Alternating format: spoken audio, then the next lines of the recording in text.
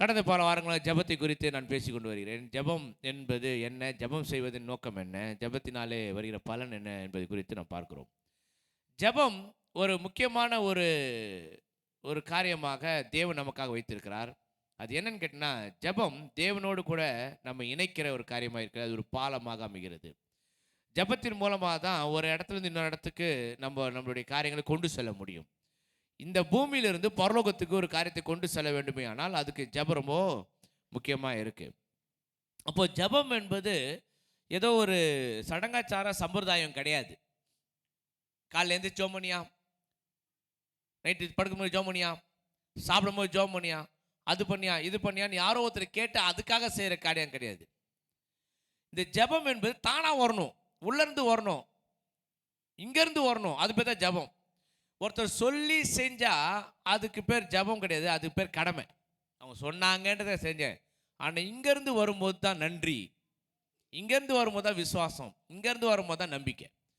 அப்போ எங்கேருந்து வரணும் ஜெபம்? இங்கேருந்து வரணும். ஒவ்வொரு நேரமும் ஒவ்வொரு நிமிஷம் ஒரு நேரத்தில் எங்கேருந்து வரணும்? உள்ளேருந்து வரணும். அப்போ ஜெபம் என்று சொல்லும்போது சடங்காச்சாரம் இல்லை, சம்பிரதாயம் இல்லை, இது ஒரு முக்கியம். ஏன்னா என்னை குறித்து, என்னுடைய பிரச்சனை குறித்து, என்னுடைய பலவீனத்தை குறித்து, என்னுடைய சோர்வை குறித்து, என்னுடைய சூழ்நிலையை குறித்து, என் குடும்பத்தை குறித்து, என் குடும்பத்தில் உள்ளவர்களை குறித்து நான் தேவனிடத்தில் சொல்லுகிற ஒரு காரியமாக இருக்கிறது. அது ரொம்ப ரொம்ப முக்கியம் பாருங்க. அப்போ சொல்ற காரியம் எந்த மாதிரி இருக்கணும்ன்றது ரொம்ப ரொம்ப முக்கியம். அப்போ வசனத்தின் அடிப்படையில் ஜெபம் செய்யாதவர்களுக்கு கர்த்தரால் எதுவுமே செய்ய முடியாது. ஜெபம் என்று சொன்னால் கர்த்தரிடத்தில் பேசாதவர்களுக்கு கர்த்தர் எதுவும் செய்ய முடியாது. கர்த்தரிடத்தில் பேசினா தான் கர்த்தர் செய்வார். நான் இப்போ ஒரு கடைக்காரங்கிட்ட போகிறேன், கடைக்காரங்கிட்ட போய் நின்றுக்கிட்டு நான் பாட்டு அந்த கடைக்காரன் மூஞ்சியை மறைச்சு பார்த்தா அவன் என்ன சொல்லுவான்? என்ன வேணும்னு கேட்பான். எனக்கு என்ன வேணும் உனக்கு தெரியும், நீயே கொடுனா அவன் என்ன கேட்பான்? உனக்கு என்ன வேணும் நீ சொன்னால் தான் நான் என்ன பண்ண முடியும், கொடுக்க முடியும். இல்லை இல்லை நீயே கொடுத்து, நீயே ஏதோ ஒன்று பார்த்து கொடுப்பான்னு சொல்ல முடியுமா? இல்லை உங்களுக்கு என்னென்னலாம் இருக்கோ எல்லாம் கொடுங்க, எத்தனை போகிறேன்னு சொல்ல முடியுமா? எனக்கு என்ன தேவையோ அதை அவங்ககிட்ட சொன்னால் அவன் அது கரெக்டாக எடுத்து கொடுக்குறான். இப்படி தான் ஜெபமும். எனக்கு என்ன தேவையோ, என்ன காரணம் வேணுமோ, என்ன காரியம் வேணுமோ அதை நான் தேவனிடத்தில் தெரியப்படுத்தணும். தெரியப்படுத்தினால் மாத்திரம்தான் அவர் எனக்கு செய்ய முடியும். தானாகவே அவர் எதையும் செய்கிறது இல்லை, தானாகவே எதுவும் செய்கிறது செய்ய முடியாது. அவரால் செஞ்சு நினைச்சாலும் செய்ய முடியாது. ஏன்னா நான் இங்கே வேண்டிக் கொள்ளாம தேவனிடத்திலிருந்து பதிலை பெற்றுக்கொள்ள முடியாதுன்னு வசனம் சொல்லுது. அப்போ இங்க நான் செய்யற ஜெபம் தேவனிடத்தில் பதிலை கொண்டு வருகிறது. அது ரொம்ப முக்கியமாக பார்க்க வேண்டியது, வார்த்தைக்கு ரொம்ப முக்கியத்துவம் கொடுக்கணுமா ஜெபத்தில். என்ன மாதிரி ஜெபிக்க போறோம், எப்படி ஜெபிக்க போறோம், என்ன மாதிரியான ஜெபம் தேவனிடத்தில் போய் சேரணும். அப்போ அந்த வார்த்தைக்கு ரொம்ப ரொம்ப முக்கியத்துவம் அவசியம். என்ன வார்த்தை? நான் பேசுகிற வார்த்தை இல்லை, கர்த்தருடைய வார்த்தை. கர்த்தர் எனக்கு கொடுத்த வாக்கு தத்தம், கர்த்தர் எனக்கு சொன்ன அந்த காரியங்கள், நான் சபையில கேட்ட காரியங்கள், நான் நம்புகிற காரியங்கள், என் வீட்டில் செவுத்துல ஒட்டி வச்சுக்கிறேன் பாருங்க, அந்த வார்த்தை. இந்த வார்த்தை தேவனுக்கு நான் தெரியப்படுத்துகிறதா இருக்க வேண்டும். வசனம் இல்லாம நம்ம ஜெபிக்கிறதுல எந்த ஒரு பிரயோஜனமோ இல்லையே. அது மனுஷங்கிட்ட பேசுற மாதிரி. ஆனா நான் வசனத்தோட பேசுறேன்னா அது ஜட்ஜுக்கு பேசுற மாதிரி. நான் சொல்ற வித்தியாசம் உங்களுக்கு புரியும். ஒரு ஜட்ஜு கிட்ட பேசுறோம்னா லா பாயிண்டோட பேசணும். ஜட்ஜு கிட்ட போயிட்டு வீட்டில் பேச முடியாது. அங்க போய் அந்த ஜட்ஜு கிட்ட அந்த ஜட்ஜ்மெண்ட் புக்கில் ஏற்கனவே எழுதப்பட்ட சட்ட திட்டங்களை அவருக்கு நினைப்பூட்டி, இந்த செக்ஷன்ல இப்படி இருக்கு, இந்த லா இப்படி சொல்லுது, இது இப்படி பண்ணுதுன்னு நான் சொன்னா மாத்திரம்தான் எனக்கு ஃபேவரபிளா, எனக்கு ஒத்து வர மாதிரி ஜட்ஜ்மெண்ட் கிடைக்கும். அப்போ ஜெபமும் அப்படிதான். பைபிளை விட்டுட்டு நீங்க வெளியே போய் ஜெபம் பண்ணீங்கன்னா அந்த ஜெபத்துக்கு பலனே இருக்காது. பைபிளோடு கூட ஜெபம் பண்ணீங்கன்னா பலன் கிடைக்கும். ஏன்னா இதுதான் அவர்கிட்ட நம்ம கேட்கும் போது கரெக்டா கேட்கணும் பாருங்க. சரி, அப்போ வார்த்தைக்கு முக்கியத்துவம். ரெண்டாவது ஒரு விஷயம், முதல் விஷயம் வார்த்தைக்கு முக்கியத்துவம். ரெண்டாவது விஷயம், ஜெபத்திலே பதில் கிடைக்கும் என்று நம்பி ஜெபிக்கணும். ஜெபத்தில் நான் ஜெபிச்சா பதில் கிடைக்கும், நான் ஜெபிச்சா கண்டிப்பாக பதில் கொடுப்பாரு அப்படின்ற ஒரு நம்பிக்கையோடு கூட ஜெபிக்கணுமா? அப்போதான் கர்த்தரால் எதுவும் செய்ய முடியுமா? ஏன்னா நம்பிக்கை இல்லாமல் தேவனிடத்திலிருந்து எதுவுமே பெற்றுக்கொள்ளவே முடியாது. இப்போ தேவனிடத்தில் பெற்றுக்கொள்ளணும்னா முதல்ல நான் நம்பணும், நான் ஜெபம் பண்ணால் கிடைக்கும். ஒருத்தர் சொன்னாங்க, நீங்கள் பாஸ்ட்டுங்க, நீங்கள் ஜெபம் பண்ணுங்க எனக்காக. ஏன் ஏன்னா அவங்களுக்கு என்ன நம்பிக்கைன்னா பாஸ்டர் ஜோம் பண்ணா கிடைக்கும், நான் ஜோம் பண்ண கிடைக்காது. நான் சொல்றேன், பாஸ்டர் எத்தனை நாள் உபவாசம் போட்டு ஜோம் பண்ணா உனக்கு கிடைக்காது. ஏன் கிடைக்காது? ஏன்னா உனக்கு நம்பிக்கை இல்லை. யார் மேல நம்பிக்கை இல்லை? கர்த்தர் மேல நம்பிக்கை இல்லை. கர்த்தருக்கும் உங்களுக்கும் உள்ள உறவு மேல நம்பிக்கை இல்லை. நீங்க ஜோம் பண்ணா கர்த்தர் செய்வார்னு நம்பிக்கையே உங்களுக்கு இல்லை. அதனால நீங்க நான் ஜோம் பண்ண உங்களுக்கு என்ன பண்ணாது? கிடைக்கவே கிடைக்காது. ஏன்னா அவர் நம்மளுடைய வாயின் வார்த்தைகளை கவனமாக கேட்கிறவராக இருக்கிறார். நான் கேட்கிறேன்னா, நான் பேசுறேன்னு தான் அவர் கேட்கிறாரு. நான் உங்களுக்காக ஜெபிக்கலாம், உங்களுக்காக பரிந்து பேசலாம், உங்களுக்கு உதவி செய்ய சொல்லலாம். ஆனா உங்க காரியத்தை நீங்க தான் தேவனிடத்தில் என்ன பண்ணணுமா? தெரியப்படுத்தணும். அல்லேலூயா. திருப்பம் மத்தேயு 7ஆம் அதிகாரம் 7ஆம் வசனம். கேளுங்கள் அப்பொழுது உங்களுக்கு கொடுக்கணும். அல்ல, அந்த அப்பொழுது அல்ல, பேனா வச்சிருந்து அந்த அப்பொழுது வந்து கீழே அண்டர்லைன் பண்ணிக்கோங்க. கேளுங்க அப்போதான் நான் கொடுப்பேன்.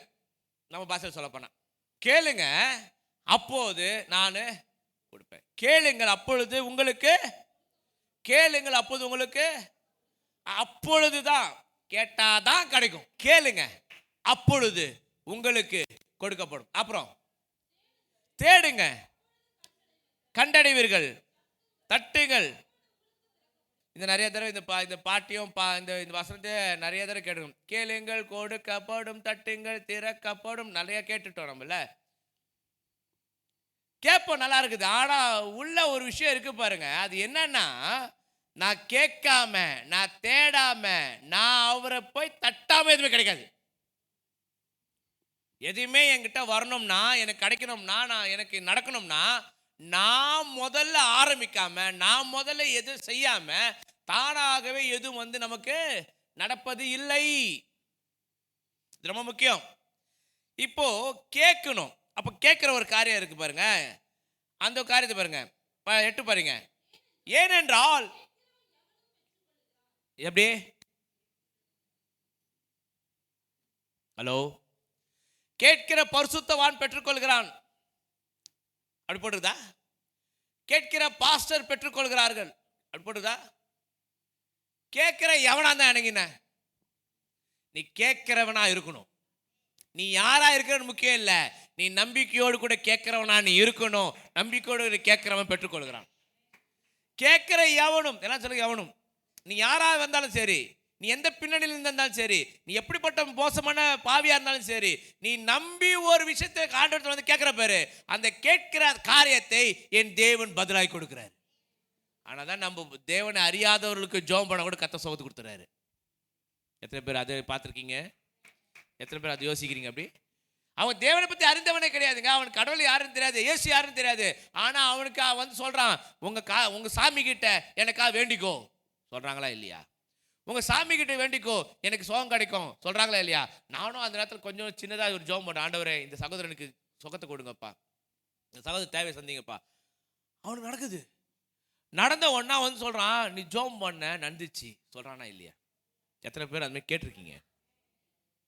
அவனுக்கு நமக்கு வந்துடல, மதம் மாதிரி இல்லை, வந்துடல, ஐயோ இதாயா உண்மையான ஆண்டவர் வந்துடல. ஆனால் அவன் நம்பினான் பேரு, அந்த நம்பிக்கை அவனுக்கு வீண் போகலை. நான் சொல்றேன், எவனோ ஒருத்தன் ஜெபம் பண்ணி நடந்துச்சுன்னா அவன் நம்பிக்கை வீண் போகலன்னு சொன்னா உங்க நம்பிக்கை எவ்வளவு பெருசு? அப்போ உங்க நம்பிக்கை வீண் போகுமா? அப்ப நான் ஜெபத்திலே கேட்டுக்கொள்கிற ஏதோ அதை பெற்றுக்கொள்கிறவனா இருக்கிறேன். சரிங்க, இங்க படிங்க. கண்டிப்பா கிடைச்சிடும் அவனுக்கு, கண்டிப்பா திறக்கப்படும், திறக்கப்படும், வாசல்கள் திறக்கப்படும், கண்டிப்பா நல்வழி திறக்கப்படும், ஆசீர்வாதம் திறக்கப்படும், ஐஸ்வர்யம் திறக்கப்படும், நன்மைகள் திறக்கப்படும். நீங்க தட்டிக்கிட்டே இருக்கணும், கர்த்தர் திறப்பாரு. நான் ஜெபத்துல தட்டி தட்டி தட்டி தட்டி நான் தட்டி திறந்துருவேன். ஹலோ, இருக்கீங்களாங்க? நம்ம என்ன பண்றோம்னா, நம்ம தட்டிட்டு விட்டுறோம், நம்ம கேட்டுட்டு விட்டுறோம். எதையுமே நம்ம என்ன பண்றது, முயற்சி பண்றதுல எதுவுமே நம்ம என்ன பண்றது, அது குறித்தான காரியங்கள் நம்ம தொடர்ந்து செய்யறதே இல்லை. தொடர்ந்து செஞ்சீங்கன்னு சொன்னா கண்டிப்பா பதில் வந்துடும் பாருங்க. அது அந்த வார்த்தைக்கு அப்படிப்பட்ட ஒரு வல்லமை இருக்குங்களாமா. ஏன் வார்த்தைக்கு வல்லமை இருக்கு, வார்த்தைக்கு வல்லமை இருக்கு அப்படின்னு சொல்றேன்னா, இந்த உலகத்தை உண்டாக்கும் போது வார்த்தையால தான் உலகத்தை உண்டாக்கினார். மனுஷனை மட்டும்தான் கைகளால் உண்டாக்கினார். ஆனா எல்லாமே எப்படி உருவாச்சு? வார்த்தையில உருவாச்சு. இப்ப இப்படி சொல்றேன், சிம்பிளா புரிஞ்சுக்க சொல்றேன். தேவன் வானத்தையும் பூமியும் உண்டாக்கினார். அப்புறம் வெளிச்சம் உண்டாக கடவுது என்று சொன்னால் வெளிச்சம் உண்டாகினது. சூரியன் உண்டாக வேண்டும் சொன்னால் சூரியன் உண்டாகினது. நிலவு என்று சொன்ன எல்லா நட்சத்திரங்கள் எல்லாமே வார்த்தையால சொல்லி சொல்லி சொல்லி சொல்லி உண்டாக்கிட்டார். இப்போ மனுஷனை உண்டாக்கினார். தம்முடைய சாயலின்படியும் தம்முடைய ரூபத்தின்படி மனுஷன் என்ன பண்றாரு? உண்டாக்கினார். சொன்னா இவர் எப்படி சொல்லி உருவாக்கினாரோ அப்படியே மனுஷனையும் தன்னுடைய ஆற்றலும் தம்முடைய வல்லமையும் தம்முடைய மகிமையும் அவனுக்குள்ள வச்சு இவன் சொன்னாலும் நடக்கும் அப்படிதான் உருவாக்குறாரு. புரியுதுன்னு தெரியல. ஆண்டவர் தம்முடைய சாயலின்படியும் தன்னுடைய ரூபத்தின்படியும் மனுஷன் உண்டாக்குறாரு. உண்டாக்கிட்டு அவன் நாசிலே தம்முடைய சுவாசத்தை ஊதும் போது, இப்ப கொஞ்சம் யோசிச்சு பாருங்க, கண்டிப்பா அவருக்குள்ள இருந்த எல்லா குணாதிசயங்களையும் கர்த்தர் யாருக்கிட்ட விட்டார்? இப்போ மனுஷங்கிட்ட விட்டார். இப்போ அவன் சாதாரண களிமண்ணு இப்ப மனுஷனை எப்படி ஆறானா? ஜீவ ஆத்மா ஆனான். இப்ப அவன் மனுஷனை மாறிட்டான், ஜீவ ஆத்மா. இப்ப ஜீவ ஆத்மாக்குள்ள யாருடைய ஆத்மா இருக்கு? யாருடைய சுவாசம் இருக்கு? யாருடைய சுவாசம் இருக்கு? தேவனுடைய சுவாசம் உள்ள இருக்கு. அப்ப தேவனுடைய சுவாசம் உள்ள இருக்கும் போது தேவனுடைய குணாதிசயங்களும் சுவாபமும் அவனுக்குள்ள இருக்கு. அவனுக்குள்ள வரும்போது கர்த்தர் எப்படி வார்த்தையால எல்லாவற்றையும் செய்தாரோ அப்படி இவனும் அவன் வாயை திறந்து சொன்னபடி அது ஆகும். கனெக்ட் பண்ணார் பாருங்க. எப்படி அவர் சொன்னா நடந்துச்சு, நீ சொன்னா நடக்குமா? நீங்க சொன்னாலும் நடக்கும். ஏன்னா அவருடைய சுவாசம் தான் இப்ப யாருக்குள்ள இருக்குது. புரியுதா? புரியல உங்களுக்கு? புரிஞ்ச மாதிரி ஆமென் சொல்லுங்க பார்க்கலாம். அவருடைய சுவாசம் எனக்குள்ள இருந்தா அவர் எப்படி சொன்னது நடந்துச்சோ அப்படி நான் சொன்னாலும் நடக்கும், நான் நம்பணும். ஏன்னா அவர் எனக்குள்ள இருக்காரு, எனக்குள்ள இருந்து வேலை செய்யறாரு. எனக்குள்ள இருந்து செய்யும் போது கண்டிப்பா அது நடக்கும். யோவான் 15:7 நீங்கள் என்னிலும் என் வார்த்தை உங்களிலும், என்ன சொல்லுங்க? நீங்கள் என்னிலும் என் வார்த்தை உங்களிலும் நிலைத்திருந்தால், அண்டர்லைன் பண்ணிக்கோங்க, அதை அந்த வார்த்தை கோடு போட்டுக்கோங்க. நிலைத்திருந்தால், வார்த்தை உள்ள இருந்தா நீங்க கேட்டுக்கொள்கிறது எதுவோ வானம் உண்டாக கடவுது, பூமி உண்டாக கடவுது, நட்சத்திரம் உண்டாக கடவுது, சூரியன் உண்டாக கடவுது, நிலவு உண்டாக கடவுது, தண்ணி உண்டாக கடவுது, அது உண்டாக கடவுது. எல்லாத்தையும் உண்டாக்கின தேவனுடைய வார்த்தை உங்களில் இருந்தால் உண்டாக்கப்படாத காரியங்களையும் உங்கள் வார்த்தை மூலமா உண்டாக்கப்படுகிறது. நீங்க சொன்னாங்க. நீ நம்ம பேசுற வார்த்தைலாம் சாதாரணமா பேசி சாதாரணமா ஜோம் பண்ணிட்டு போறோம் இல்ல. ஒவ்வொரு வார்த்தைக்கும் வல்லமை உண்டு, ஒவ்வொரு வார்த்தையும் வேலை செய்யறது. இந்த வசனம் சொல்லுது, நீங்கள் என்னிலும் நான் சுவாசமாய், ஜீவனுள்ள சுவாசம் எனக்குள்ள வரும்பொழுது, ஜீவ ஆத்மாவாக நான் மாறும்போது, அவருடைய சுவாசம் எனக்குள்ள இருந்து மறுபடியும் வெளியே வரும்போது அவருடைய வார்த்தை எப்படி வெளியே வந்துச்சோ அப்படி இந்த வார்த்தை வெளியே வருது. ஜெபத்தின் மூலமாக என் வீட்டில் ஒரு நல்ல காரியம் நடக்கணும், என் குடும்பத்தில் ஒரு நல்ல காரியம் நடக்கணும், எனக்கு ஒரு சுகம் கிடைக்கணும், எனக்கு ஒரு நல்லது நடக்கணும்னா என் வார்த்தை வெளியே வருது. அது அங்க வேலை. நான் சொன்னது புரியுது உங்களுக்கு? நான் சொல்லாம, நான் பேசாம, நான் ஜெபிக்காம என் வீட்டை மாத்தவே வாய்ப்பே இல்லை. தேவன் எப்படி சொல்லி சொல்லி சொல்லி செஞ்சாரோ அதே போல நீங்களும் சொல்லி சொல்லி சொல்லி தான் செய்ய போறீங்க. பேட்டர்ன் ஒண்ணுதான், ஆள் தான் வேற. அவர் ஒருவராய் இருந்து செஞ்சார், நம்ம அநேகராய் இருந்து செய்யறோம். அவங்க வீட்டு பிரச்சனை, அவங்க குடும்ப பிரச்சனை, அவங்க சூழ்நிலை அவங்க தான் மாத்த போறாங்க. எப்படி மாத்த போறாங்க? தேவன் எப்படி ஒவ்வொன்றையும் சொல்லி சிருஷ்டித்தாரோ அப்படியே என் வீட்டிலே ஒவ்வொன்றையும் நான் சொல்லி சிருஷ்டிக்க போகிறேன். என் வீட்டில் ஒரு காரியத்தை புதுசா உருவாக்க வேண்டும் என்றால் நான் சொல்லுகிற வார்த்தை தெளிவா இருக்கணும். இப்ப பாருங்க, இந்த வசனம் பாருங்க. நீங்கள் என்னிலும் நிலைத்திருந்தால், நீங்கள் கேட்டுக்கொள்கிறது எதுவோ செய்யப்படும் என்று நீ நம்புறியா? நீங்களும் நானும் நம்புறோமா? செய்யப்படும் என்று நம்புறோமா? செய்யப்படும் என்று நம்புனா அது செய்யப்படும். ஆனா இது வரைக்கும் ஒண்ணுமே இல்லை. என்கிட்ட ஒண்ணுமே இல்லை, என் வீட்டில் ஒண்ணுமே இல்லை, என் குடும்பத்தில் ஒண்ணுமே இல்லை. எங்க வீட்டில் அரிசி பருப்பு கூட இல்லை, எங்க வீட்டில் வருமானம் இல்லை, என்கிட்ட கொடுக்கறதுக்கு ஒண்ணுமே இல்லை. ஆனா வெறுமையும் ஒழுங்கியுமா இருந்த இந்த உலகத்தை, ஒண்ணுமே இல்லாத இந்த உலகத்தை தான் கர்த்தர் மாத்தினார். ஆதியிலே தேவன் வானத்தையும் பூமியும் சிருஷ்டித்தார். பூமியானது வெறுமையும் ஒழுங்கின்மையுமா இருந்துச்சு. அதுக்கப்புறம் எல்லாம் சரியாச்சு. எப்படி சரியாச்சு? எப்படி சரியாச்சு? சொன்னாரு, சொல்ல சொல்ல சொல்ல ஒண்ணு ஒண்ணா சரியாச்சு. கொஞ்சம் யோசிச்சு பாருங்களேன்.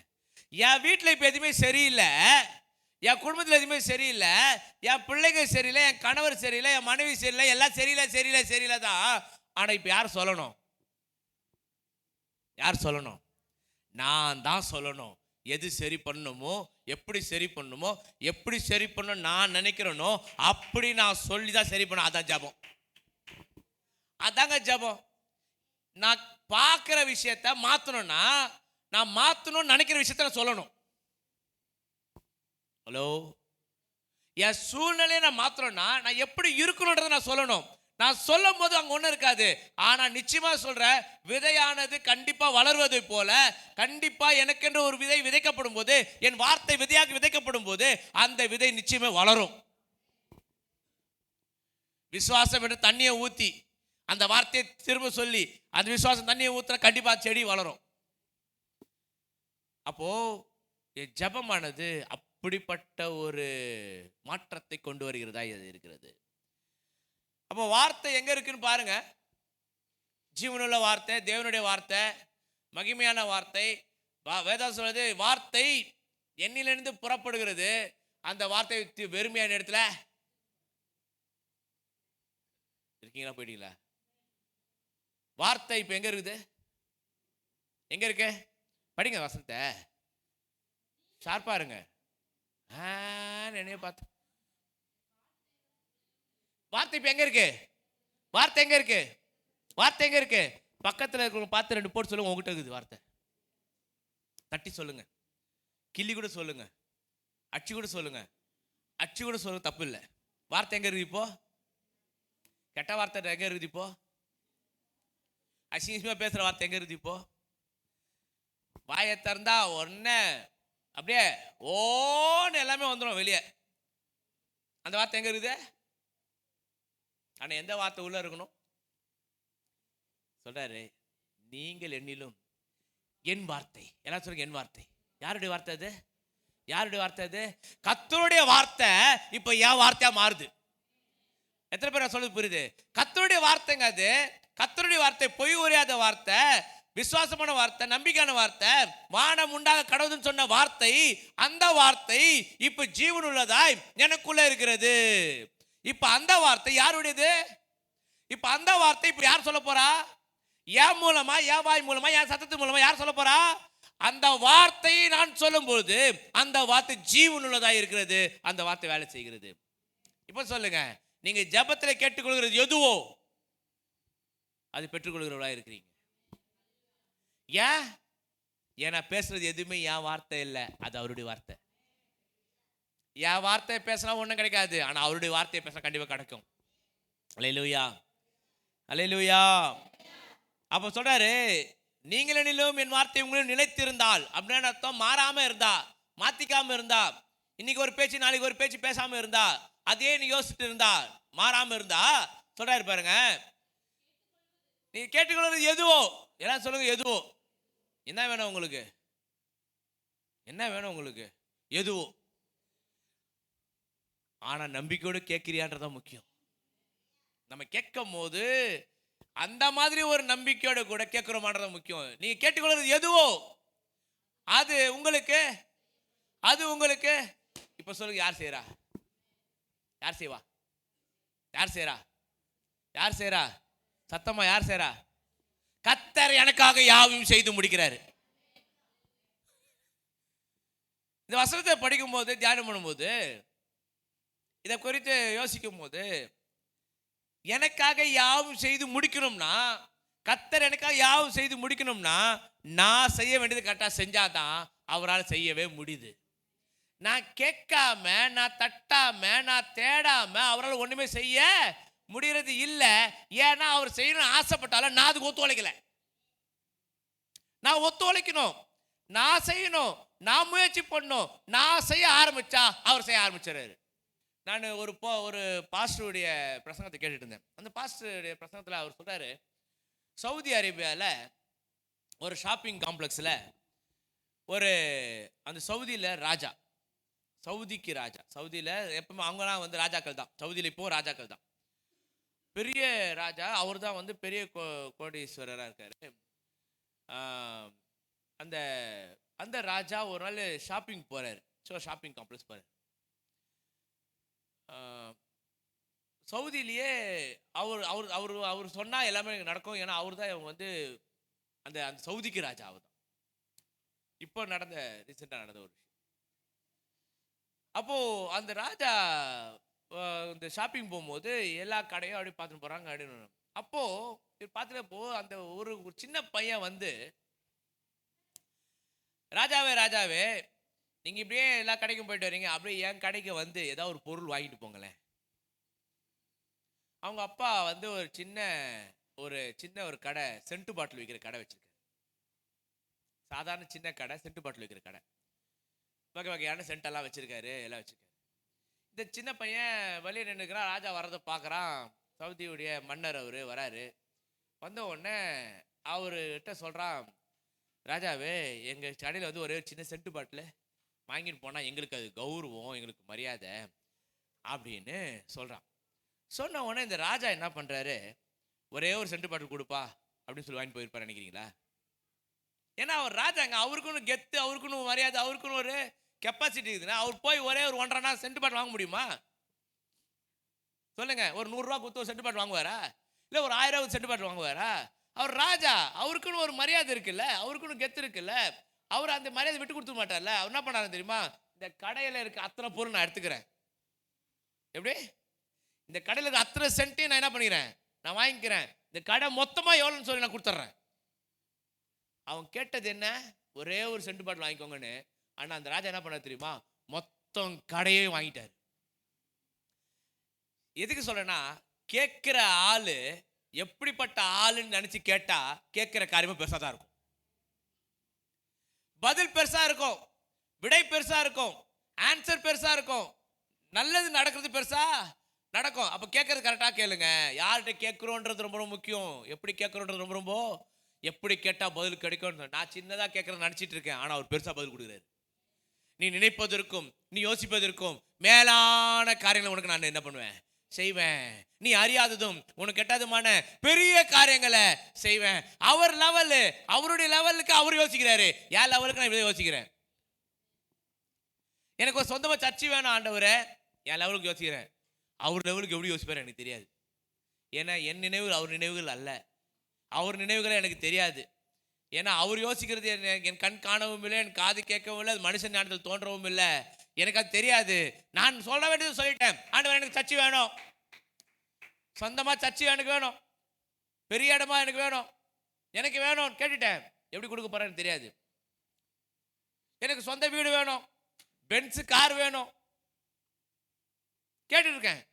கேட்டுட்டே இருப்பேன், கேட்டுக்கிட்டே தான் இருப்பேன். கண்டிப்பா ஒரு நாள் நடக்கும். எத்தனை பேர் நான் சொல்ல புரியுது?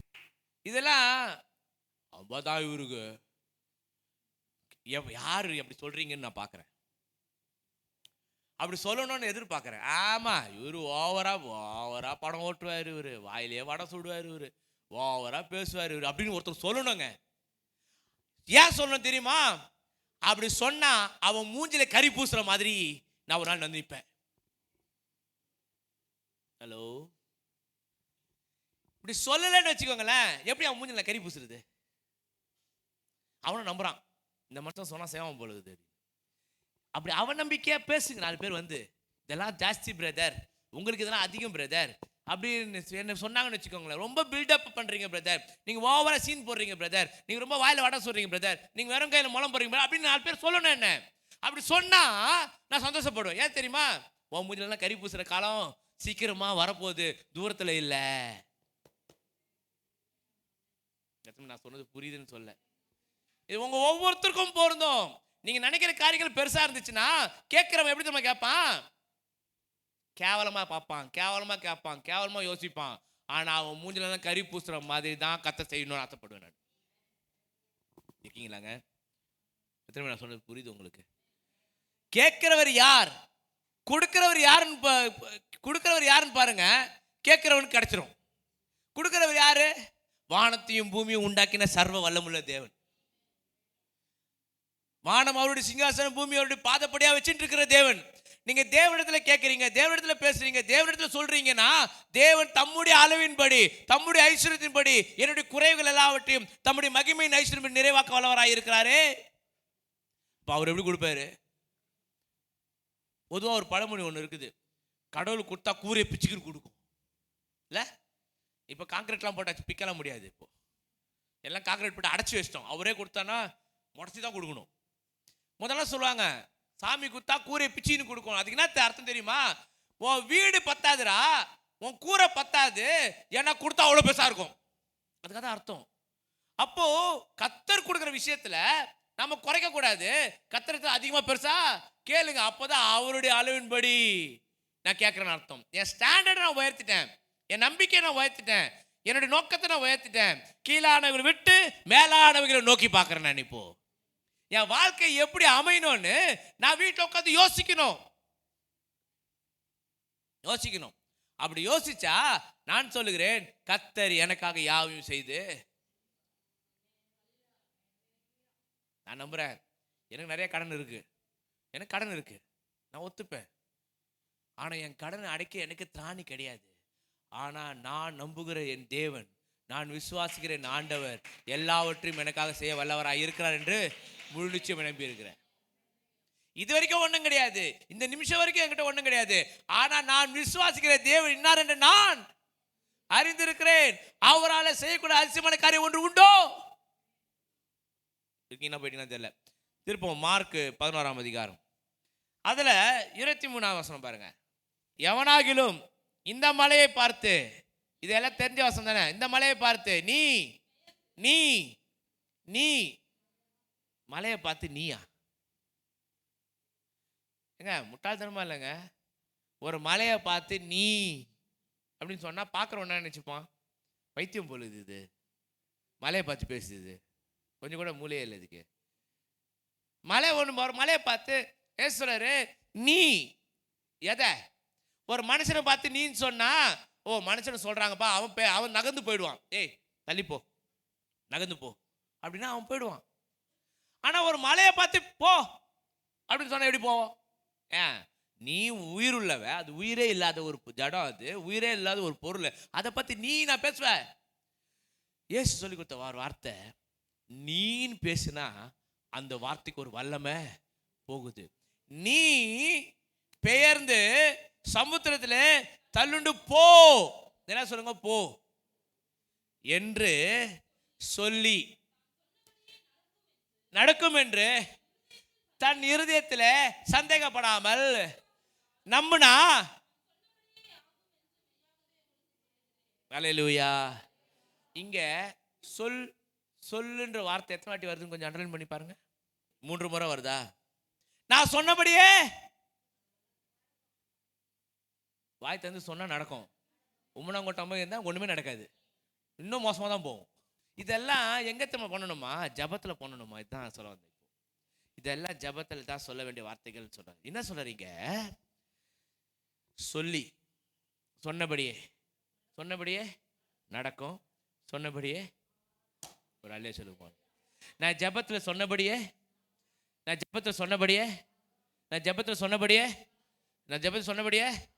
எத்தனை பேர் ஆமென்னு சொல்றீங்க? நான் சொன்னபடியே நடக்கும், நான் சொன்னபடியே ஆகும். ஏன்னா என் ஜபம் கேட்கப்படும். ஆதலால் நீங்கள் ஜெபம் பண்ணும்போது எங்க வந்தாரு பாருங்க, எப்படி பண்ணாரு சொன்னாரு. ஆகையால் நீங்க ஜெபம் பண்ணும்போது, நீங்க என்ன பண்ணும்போது, ஜெபம் பண்ணும்போது சொன்னபடியே நடக்கும், சொன்னபடியே ஆகும் சொல்லி நீங்க ஜெபம் பண்ணும்போது, சரியா? எவைகளை கேட்டுக்கொள்வீர்களோ பெற்றுக்கொள்வோம் என்று நீங்க இருதயத்தில் விசுவாசிங்க. அப்பொழுது அண்டர்லைன் பண்ணுங்க அந்த அர்த்தத்தை. அப்பொழுது ஜெபம் பண்ணும் போது இல்லைங்க, விசுவாசிக்கும் போது. இப்போ நீங்க அண்டர்லைன் பண்ணதை மாத்திரம் நீங்க படிங்க. அண்டர்லைன் பண்ணீங்க பார்த்தீங்களா? அந்த வசனத்தை பாருங்க. ஆதலால் நீங்கள் ஜெபம் பண்ணும்போது என்று விசுவாசத்தை ஒரு அண்டர்லைன் பண்ணிக்கோங்க. உண்டாகும் என்று உண்டாகும் என்று உண்டாகும் என்று. இப்ப யார் சொல்றா? யாரு சொல்றா? இத நீங்க சொன்னீங்க. இப்ப கர்த்தர் சொல்றாரு. நீங்க சொன்னீங்க, கர்த்தர் சொல்றாரு. இப்போ நீங்க கேட்டீங்க, கர்த்தர் பதில் கொடுக்கிறாரு. நீங்க பேசுனீங்க, அவர் திரும்ப பேசுறாரு. ஒரு ஆமென் சொல்லுங்க பார்க்கலாம். இந்த வசனம் அப்படிதான் நமக்கு சொல்லுது. நீங்கள் ஜெபத்தில் கேட்டுக்கொள்வது எதுவோ அதை பெற்றுக்கொண்டோம் என்று நான் நம்புறேன். நான் நம்பினது கர்த்தர் என்ன பண்றாரு? அதை செஞ்சுறாரு. இந்த மலையை பார்த்து பேர்ந்து தள்ளுண்டு சமுத்திரத்தில் போ என்று சொல்லி சொன்னபடி நடக்கும், சொன்னபடி ஆகும்னு நான் இருதயத்தில் நம்புறேன். இருதயத்தில் நம்புறத ஜெபத்தில் நான் வைக்கிறேன். ஜெபத்தில் வச்சு நான் பேசுறேன். பேசின உடனே கர்த்தர் எனக்கு பதில் கொடுக்குறாரு. அந்த கடைசி வசனத்தை அங்க அண்டர்லைன் பண்ணுங்க. என்ன சொல்றாரு? அப்படி சொன்னா அங்க என்ன நடக்குது? அப்பொழுது அவைகள் உங்களுக்கு உண்டாகும் என்று உண்டாகும் என்று உண்டாகும் என்று என் தேவன் எனக்கு சொல்லுகிறார். நிச்சயமா நான் பதிலை பெற்றுக்கொள்வேன். நான் கேட்டா கண்டிப்பா அவரால் செய்யாம இருக்க முடியாது. எத்தனை நான் சொன்னது புரியுது இல்ல? நான் கேட்காம அவரால் செய்ய முடியாது. நான் கேட்டா அவரால் செய்யாம இருக்க முடியாது. ஏன்னா கேட்டது நான், செய்யற இடத்துல அவர் இருக்காரு. கேட்டா கண்டிப்பா செஞ்சுதான் ஆகணும்.